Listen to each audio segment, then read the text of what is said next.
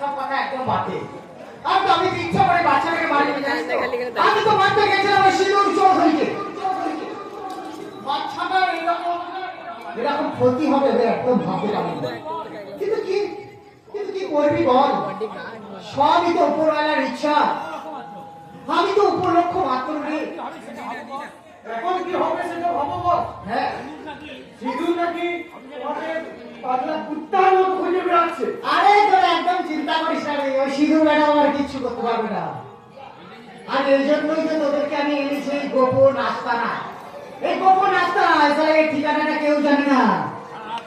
সারা রাত এখানে থেকে সকালে বেলায় সোজা দিল্লি, আর দিল্লি থেকে সোজা আমার খুব ভয় করছে বস। এই গোডাউন থেকে সংকটটা শেষ ঘরে লরি নিয়ে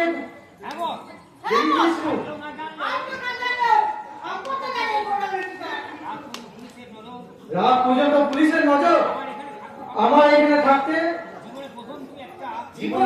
জীবনে প্রথম তুই একটা কোনো ভালো খবর দিবি, একটা কাজের কথা বলেছিস।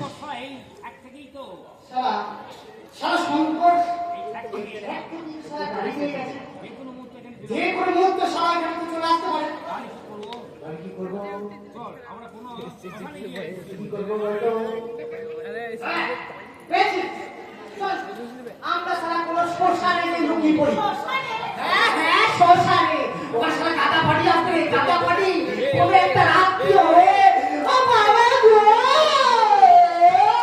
বলে খেতে খেতে সারা রাতটা পার করে দেবো। আর সকাল হবে একটা গঙ্গা ডুব দিয়ে পবিত্র হয়ে সোজা শ্মশান থেকে বেরিয়ে যাবো।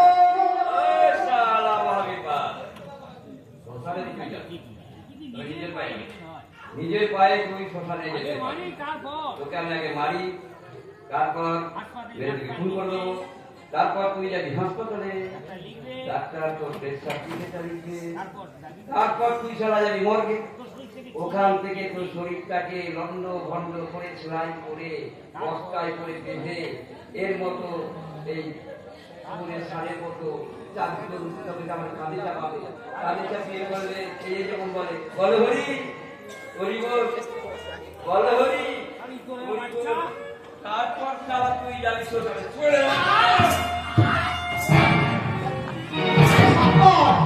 আমি যে আমি জানি চার পাঁচটা কি ছটা লাঠি আমার প্রাপ্য, আমার প্রাপ্য রে বাবা আসতে তুই আমার এই প্রাপ্যটার নাম দিয়ে আমাকে ভুলিয়ে দিস না। আমাকে ভালো করে মিটিয়ে দিবি রে, তারপরে তাড়াতাড়ি করবি ভাই, আমি তারপর বাড়ি চলে যাবো রে।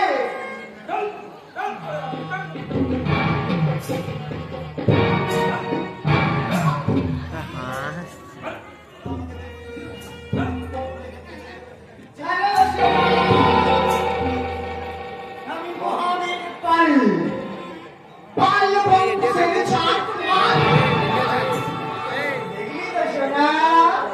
ওই সিংহের কথায় অস্ত্র ছেড়ে দিয়ে তো করেছি। আরে এখন কি হতো বল? চল চল চল বের করে দিবি। ওই তো পুলিশ পুলিশ সাথে স্ত্রী আর এসপি সাহেব আর কিছু করতে পারবে না রে। চল চল চল। আরে হরে কৃষ্ণ তোমরা করো হরে কৃষ্ণ নাম। আরে বলছিলাম কি আপনি বাঁচলে বাপের রাহা, তোমরা করো হরে কৃষ্ণ।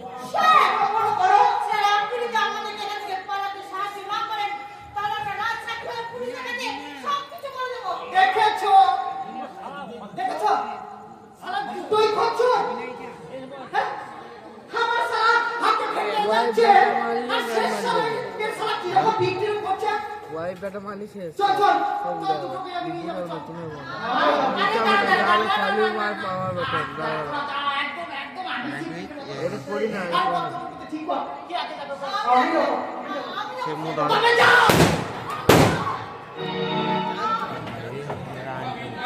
আমি মহাবীর পাল বংশের ছাত্র।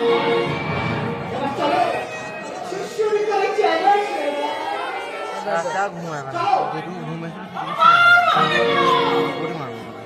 ও হাতে অস্ত্র না থাকলেও আমার হাতে আছে গুলি ভরা একটা আরে। আরে এই গুলিতে প্রত্যেকটা গুলিতে লেখা আছে তোর নাম পাল বংশের ছাত্র আমার কিন্তু পেট কামড়াচ্ছে, আমি কিন্তু গুলি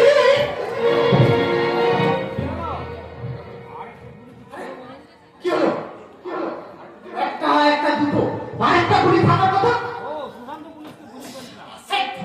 সারা সুশান্ত পুলিশকে আমি গুলি করে ফেলেছিলাম, সেটা তো আমার খেয়াল ছিল না। আমাকে আমাকে arrest করো বোন। আচ্ছা আপনারা কি বলুন তো, এই পাল বংশের ছাত্র মালটাকে আমি কি করি দাঁড়া একটু মনোযোগ সারেন্ডার করবো ম্যাডাম, আমাকে গ্রেফতার করো।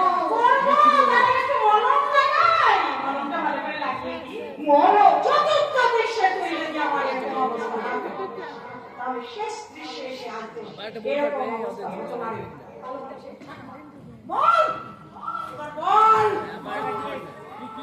বল শঙ্করকে দিয়ে কেন কেন তুই আমার জীবনটাকে বল।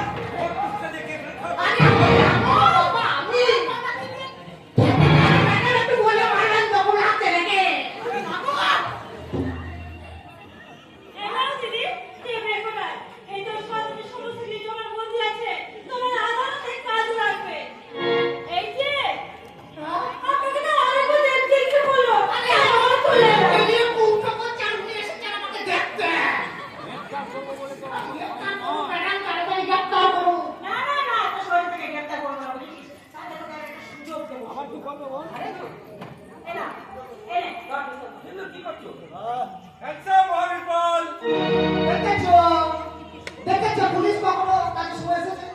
এসেছে? চল, কোনোদিন পুলিশ কাজের সময় এসেছে? আসে না, শালা আমার ভাবছে, আর উনি এসেছে ঠিক সময়ে। এবার কি করবি? এক কাজ কর না, সাহেবের মেয়ে আছে, শঙ্কর আছে, যাওয়া তাহলে হাত বন্ধুকটা লেগেছে, তাদের পারে না। এবার কি হবে? পাল বংশের ছাটমহল। আইন? কোন আইনের কথা আপনি বলছেন অফিসার? একদিন একটা নিষ্পাপ নিষ্কলঙ্ক মেয়েকে ধর্ষণ করে তার চরিত্রকে কলঙ্কিত করা হলো। সেদিন কোথায় ছিল আপনাদের আইন? ভরা কোর্টের মাঝে নতুন করে সেই মেয়েটাকে আবার কলঙ্কিত করা হলো। তখন কোথায় ছিল আইন? সবকিছু করে সেই মেয়েটা একটা সন্তান নিয়ে নতুন করে সংসার করে বাঁচতে চেয়েছিল, তার সন্তানটাকে বুক থেকে কেড়ে নেওয়া হলো। তখন কোথায় ছিল আপনাদের আইন? আপনাদের আইন যখন এই মেয়েটাকে কিছু রক্ষা করতে পারেনি, তাই আজ ওই জানোয়ারটাকে আমার হাত থেকে কেউ রক্ষা করতে পারবে না। অন ডিউটি দাঁড়াকা পুলিশ অফিসারের হাত থেকে রিভলভার কেড়ে নিয়ে ওই জানোয়ারটা তাকে গুলিয়েছে তাকে সিঁদুর চৌধুরী। তাই সিঁদুর চৌধুরী নিজে আত্মরক্ষা করবার জন্য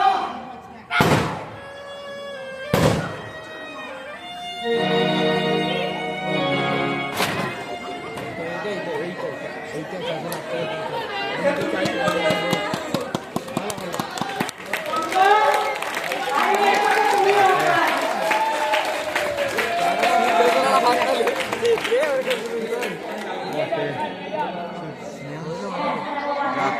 আস্তে আস্তে